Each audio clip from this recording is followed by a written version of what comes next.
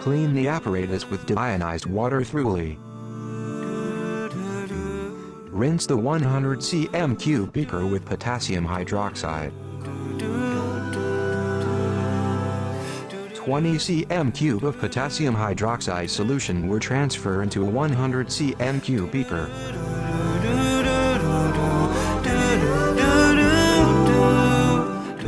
(20 cm³ of 2M potassium hydroxide solution were pipetted into the volumetric flask. Potassium hydroxide was diluted to 250 cm³ by deionized water.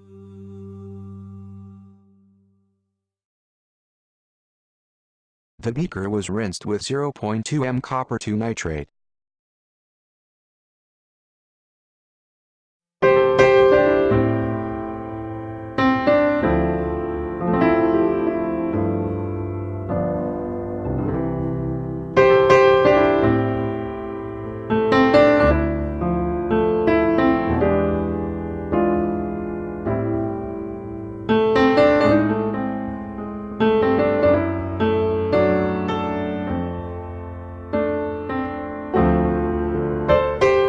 The pipette was rinsed with 0.2 m copper nitrate solution.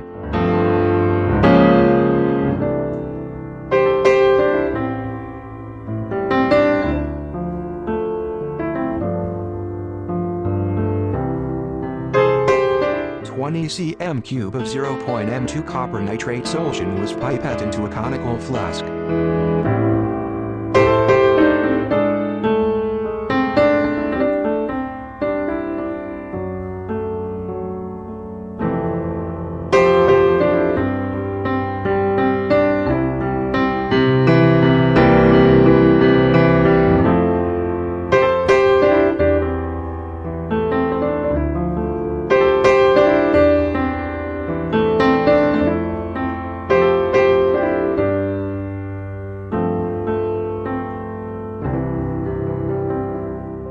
(20 cm³ of diluted potassium hydroxide solution was pipetted into the same conical flask.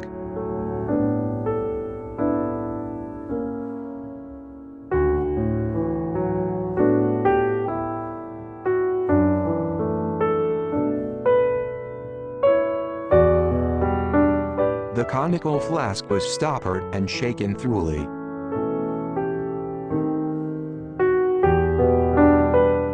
A piece of folded filter paper was put into the filter funnel.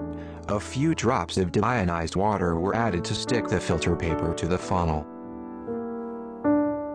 The solution collected was poured into the funnel with the filter paper.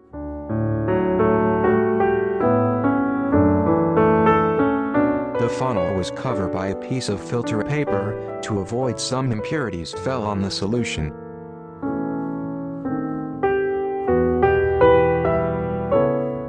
Deionized water was used to clean the filter paper and filter funnel.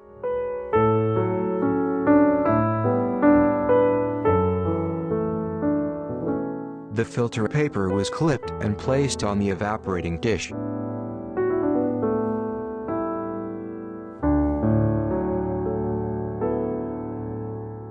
Then the dish was placed into the oven.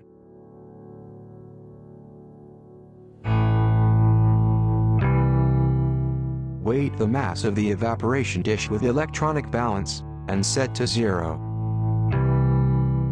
Use a spatula to transfer the salt to the evaporating dish from the filter paper.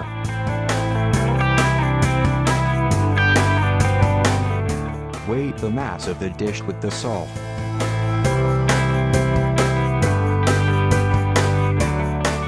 Anhydrous copper hydroxide was obtained.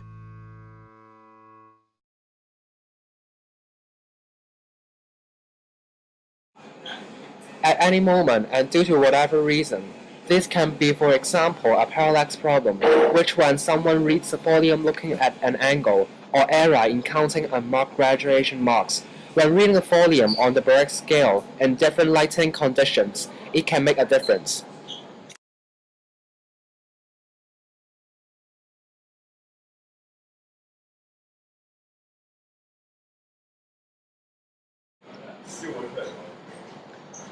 We may have different concentration than expected. This can be due to volatile properties of our solutions, which our concentration might be lower than written, as the solution might be partially evaporized. If glass was not properly cleaned before use, it may be contaminated with old reagents, which can react with new ones, changing their concentration. Also, dirty glass is not properly wetted by the solutions, and they can form droplets on the glass surface, making exact volume measuring impossible. It may happen that part of the solid was left on a funnel during transferring it into flask, or it was simply lost. If the pipette is not clean, some of the solution can be left inside in form of drops on the glass. Shaken pipettes may lose a drop of the solution when it is being moved between flasks, as too vigorous swirling can end in liquid splashing from the conical flask. When they were poured to filter, some of the solutions were lost as they stuck on the surface of the conical flask. After using the oven, the salt was stuck on the filter paper. During the process of stretching the salt out, some salt was lost on the surface of filter paper.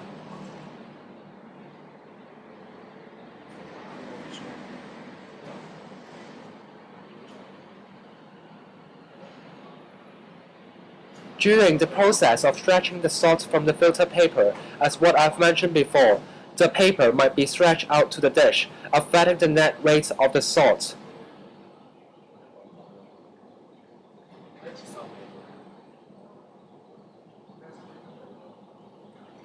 After the filtration process, some aqueous solutions may still remain on the filter paper as it was not completely dried up.